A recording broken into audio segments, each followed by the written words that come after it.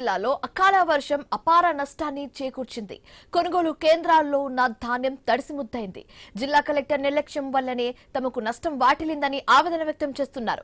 కాంటా వేసిన బస్తాలను తామే ట్రాక్టర్స్ పెట్టి హమాలీలకు డబ్బులు ఇచ్చి మరి అన్లోడింగ్ కు తీసుకెళ్లాల్సి వస్తుందని చెప్పారు. దీనిపై మరింత సమాచారం మా ప్రతినిధి ఆదిలాబాద్ నుంచి శ్రీనివాస్ అందిస్తారు. ఆదిలాబాద్ జిల్లా వ్యాప్తంగా అకాల వర్షాలు అయితే అపార నష్టాన్ని అయితే మిగులుస్తున్నాయి. ఇప్పటికే గత 10 రోజుల క్రితం కురిసినటువంటి అకాల వర్షాలతోటి రైతులు ఇబ్బంది పడ్డ పరిస్థితులు ఉండగా, మరోవైపు నిన్న సాయంత్రం నుంచి ఈరోజు ఉదయం వరకు ఇటు ఉమ్మడి ఆదిలాబాద్ జిల్లా వ్యాప్తంగా కురిసినటువంటి అకాల వర్షాలతో అయితే రైతులు అయితే ఆందోళన చెందుతున్నారు. ఇప్పటికే తాము కళ్ళాల్లోకి ధాన్యం తీసుకొచ్చి 2 నెలల దగ్గర సమయం పడుతున్నప్పటికీ కూడా సకాలంలో కొనుగోలు చేయలేదంటూ రైతులైతే ఆగ్రహం వ్యక్తం చేస్తున్నారు. ప్రస్తుతానికి నేను ఆజిపూర్ మండలంలోని నర్సింగాపూర్ గ్రామ ఐకేపీ సెంటర్ వద్ద ఉన్నాం. దాదాపు చూడొచ్చు, నిన్న మొన్నటి వరకు కూడా ఈ కొనుగోలు సెంటర్కి సంబంధించి కూడా వడ్డనైతే కాంటా వేయలేదు. నిన్న సాయంత్రం వేళ ఒక్కసారిగా అకాల వర్షంతో అయితే పడడంతో అధికారులు అయితే చర్యలు అయితే తీసుకున్నారు. ప్రస్తుతానికి ఈ కొనుగోలు కేంద్రంలో ఉన్న వడ్లనైతే కాంటా వేస్తున్న పరిస్థితులు. అయితే కాంటాకు సంబంధించి కూడా 40 కిలోలు కాంటా వేయాలని ఉన్నప్పటికీ కూడా 42 కిలోలు అయితే ప్రస్తుతానికైతే కాంటా వేస్తూ ఉన్నారు. మనకు అందుబాటులో కొంతమంది రైతులు ఉన్నారు, వారిని కూడా అడిగి తెలుసుకున్నాం. సార్ చెప్పండి, అసలు ఏంటి అసలు నిబంధనలు? ఏమో 40 కిలో కాంటా వేయాలని ఉంది, కానీ ఇక్కడ 42 కిలోలు వేస్తూ ఉన్నారు. మరోవైపు అకాల వర్షాలు కురుస్తూ ఉన్నాయి. నిన్న మొన్నటి దాకా అసలు అధికారుల దగ్గర నుంచి స్పందన లేదు. మీరు రోడ్డుకి ధర్నాలు నిరసనలు కూడా చేశారు. ఎలా ఫస్ట్ ఈ మంచిర్యాల జిల్లా కలెక్టర్ గారు ఐఏఎస్ చదివింది రైతులను ముంచడానికి చదివిండా లేకపోతే ఎందుకు చదివిండో తెలియదు. ఎందుకంటే ఒక బాధ్యత గల జిల్లా కలెక్టర్ గారు అయి ఉండి రైతులు మొదగాలే ఒక ప్రణాళిక ఉండాలి. ఈ టైంకు వడ్లు వస్తాయి, ఈ టైంకు మనం కొనుగోలు చేయాలి, ఈ టైంకు బస్తాలు నింపేయాలి, ఈ టైంకు హమాలీలు తీసుకురావాలని నిబంధనలు ఉంటాయి. అలాంటి ఏమి లేకుండా ఆ చర్యలు ఏం చేపట్టకుండా నెల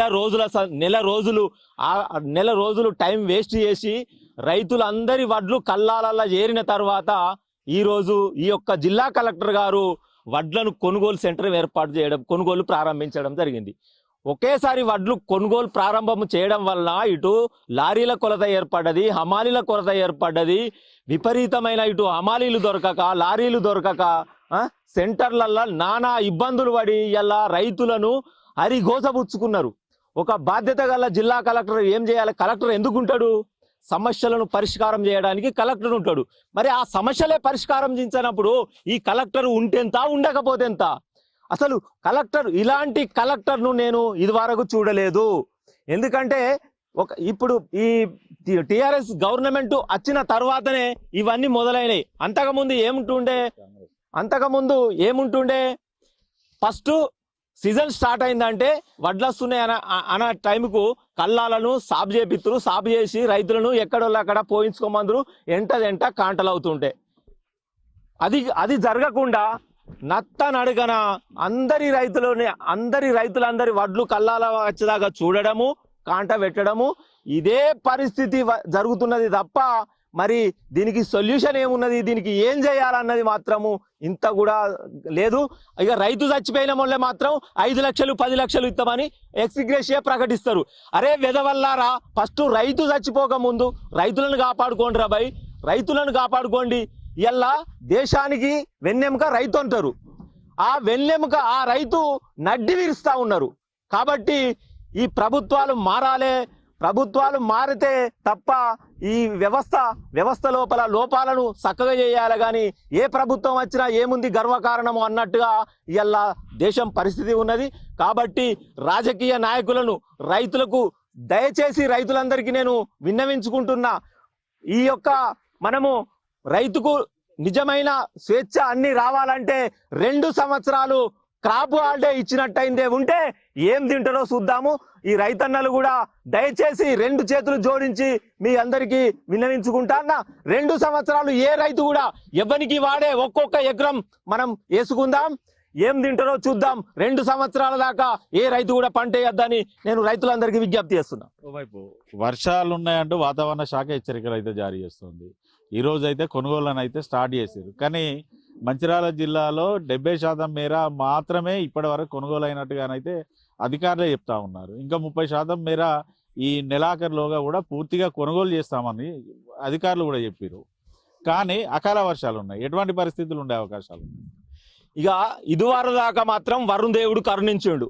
వానదేవుడు సమయం అయింది కాబట్టి మనం వానలు కురుస్తాయి అని అంటే వానదేవుడు అనడం తప్పు మనది. ఎందుకంటే ప్రభుత్వ యంత్రాంగంది తప్పు.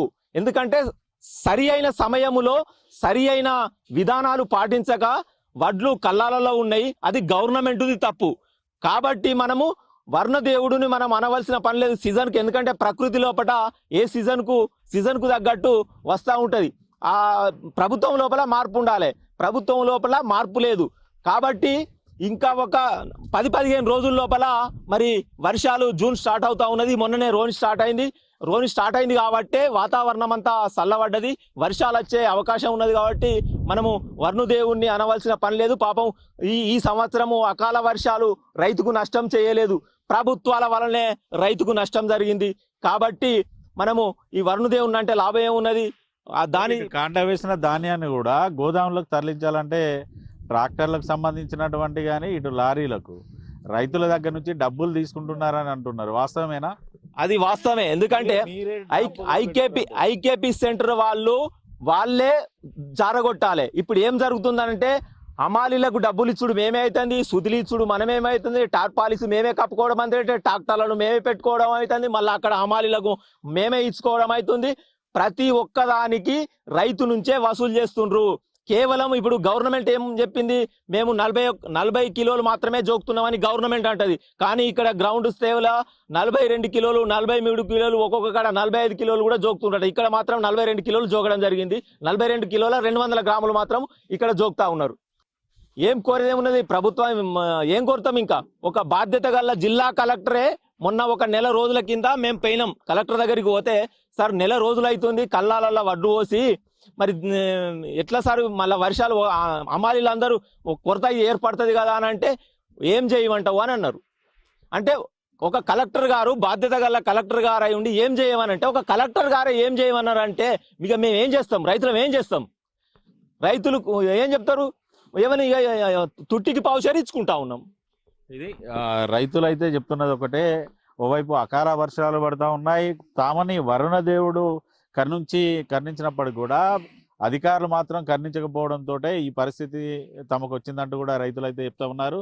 ఓవైపు లారీలకు సంబంధించినటువంటి లారీలు కొనుగోలు సెంటర్ల నుంచి వెళ్ళాలన్నా హమాలీలకు డబ్బులు ఇవ్వాలి. లారీ ఓనర్లకు, ట్రాక్టర్ డ్రైవర్లకు కూడా తామే డబ్బులు ఇచ్చి గోదాములలో డంపు చేసుకునే పరిస్థితి వచ్చిందంటూ కూడా వారైతే చెప్తున్నారు. ఓవైపు ప్రభుత్వం ఏమో 40 క్వింటాలు కాంట పెట్టాలని చెప్పినప్పుడు కూడా ఒక్కొక్క చోట 42 కిలోలకు కంటే ఎక్కువ మొత్తంలో కూడా కాంటాను అయితే వేస్తున్నారు. పూర్తిగా రైతులను అయితే ఇబ్బంది పెడుతున్నారంటూ కూడా రైతులు అయితే చెప్తున్నారు. మరోవైపు దాదాపుగా తాము 2 నెలల కాలం అవుతుంది. సకాలంలో కొనుగోలు కేంద్రాల్లో ఉన్న ధాన్యాన్ని కొనేది ఉంటే మాత్రం ఇక్కడ కూడా ఇబ్బందికర పరిస్థితులు ఉండేవి కాకపోవు. వర్షానికి ధాన్యం దడవాల్సిన అవసరం ఉండకపోవంటూ కూడా రైతులు అయితే చెప్తా ఉన్నారు.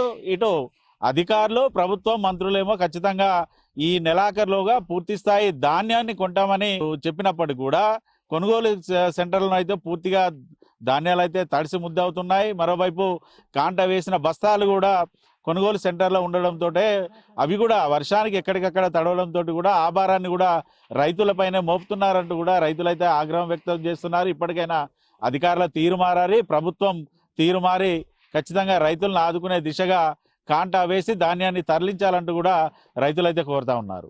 వీడియో జర్నలిస్ట్ రమేష్తో శ్రీనివాస్, ఐ న్యూస్, మంచిర్యాల జిల్లా నుండి.